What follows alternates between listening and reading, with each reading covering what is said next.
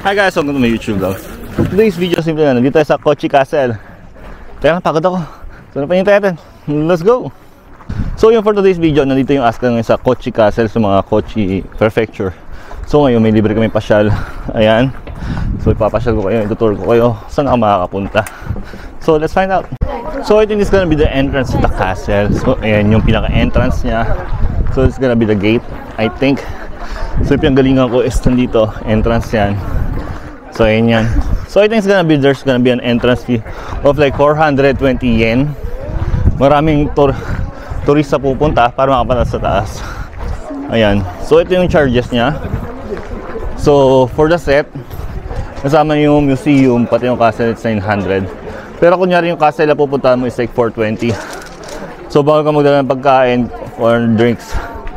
And then for the payment, ayun, master visa and then kasi ayan yun. So medyo mahaba pila.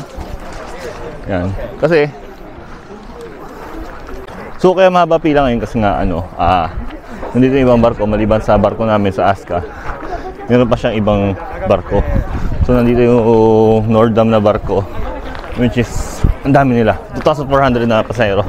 So probably a lot of people gonna go here. So goodbye to the entrance.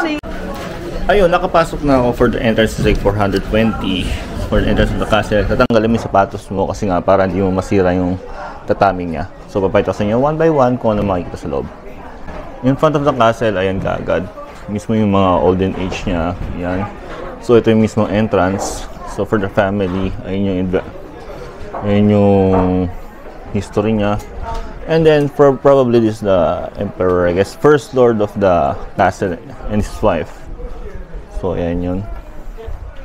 Ayan o, first lord in the castle and his wife.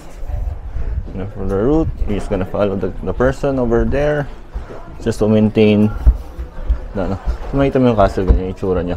Ayan. Afterward, probably this is gonna be the tamtami or this is gonna be the room for the other people. Ayan, pagpasok mo, ito yung mga arts nila sa wooden nila. Ayan. So probably handmade yan. Ayos yan, diba? Astig. So makita mo yung sinaunang panahon. Ganyan na siya. So makita mo yung Shogun Garden. Yan. So makita mo yung tao. Doon pa lang. Makita mo na pumapasok or hindi. So this is gonna be the family crest, I guess. Oh yeah, it's the family crest. Yeah. Tio Clips. Yeah. So in Japan, family kasi is the different family crest. So this is the symbolize the family right now. 3 leaves, triangle. Yeah, tas dito dinadala yung mga tao, yung mga baby or something. Carriage for 1 passenger. Kadalasan baby yan. Yan.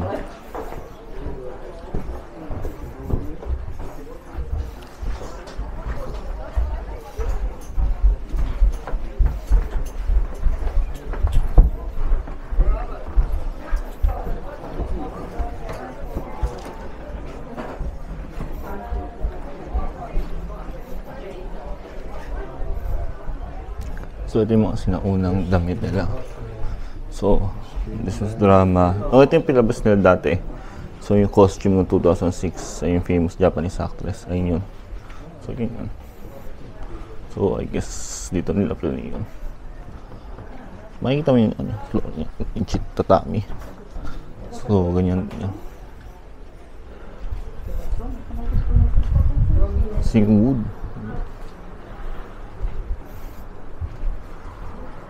Yan, nakita mo yung pinaka-city view. Isipin mo dati sa naunang panahon yan. So ito yung botanical garden niya. Ayan. Bawal bumaba. Pero ayan na yan. Ito yung mapa ng lugar. Isipin mo, you wake up in the morning, makikita mo ganyan. Ganyan ang view mo. Diba? Nice naman. Sorry, thank you. And then, wala pa sakura at the moment. Yep. Tapos ito, visit raised from the floor. Entrance nila. Yan. Kasi ito yung mga so I guess ito yung mga ilalim nila dati. Yan. So mga dating secret passage. I-renovate na lang. So I think this is the mismong slash museum na lugar. Ayan. So may mga natira pang parts. Yung pinaka old times na ano, Kochi Castle. History briefing ng Kochi Castle. Tapos in under construction nila. Ayun na yun. So probably this is the Kochi Castle in the times na may emperor pa. So ito yung sa baba, mamaya bibidyoan ko na lang separate video. Nandun tayo sa pinakataas, nandun yung emperor. Ayan. So it's like back in the days. Ayan. Back in the days yan. Ang parang simple pa ang buhay. Simple pa.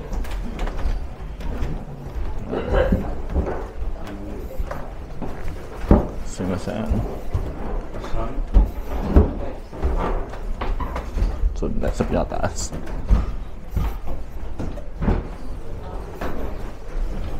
So sa taas medyo alanganin. So ingat ka na lang. Dandan sa pagkakat. Ayan na yung taas. Yan, ganda niya. The structure of the Kochi Castle before and now. So ito yung dating yung design. Yung castle, overall castle. Nandun sa pinakataas. So back then, napakalaki na nito. Kumbaga emperor lang pwede nandito. Or yung shogun, which is yun yung namamahala sa ano. So it takes, matigas siya, solid siya.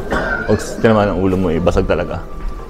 Kasi yung design ng ganyan is for invaders. Pag invaders is nandyan, hirap umakyat. So it's the castle design for the invaders na, alam mo yun, design. So yung dati yung mga pinapinalish nila. So yan. So another entrance from the castle is paakyat. So pila tayo kasi nga mahirap umakyat baba dyan. So malapit na sa pinaka rooftop. So another picture of the castle. Ayan. So pahirapan siya umakyat baba kasi nga stiff ng place. So there's gonna be the sign over here. Sa top. So may pila tayo ngayon palabas. So we're just gonna wait. So this is gonna be your view outside. Yeah. So in the morning, umiinom ka, you're gonna drink and then you will see an invader over there. You will see. Papasok na sila. So it's okay. And then you will see your mga tao mo. Ayan. And you will see the other side of the territory mo. Ayan. Tanaw mo. So ito yung pinaka 360 view ng Shogun. So you will see. Papasok yung mga Shogun or mga ano mo, bisita mo. Ayun, ayun. 360 view. So yun yung mga design nila. So yan makikita mo, Japan. So yung pinaka main city. Ayun na yun.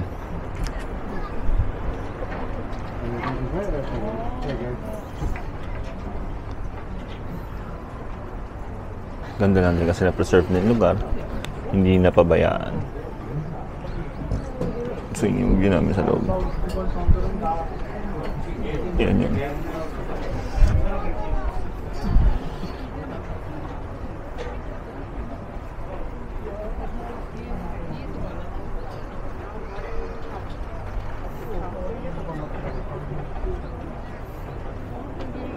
So yun yung view na inakyatan ko.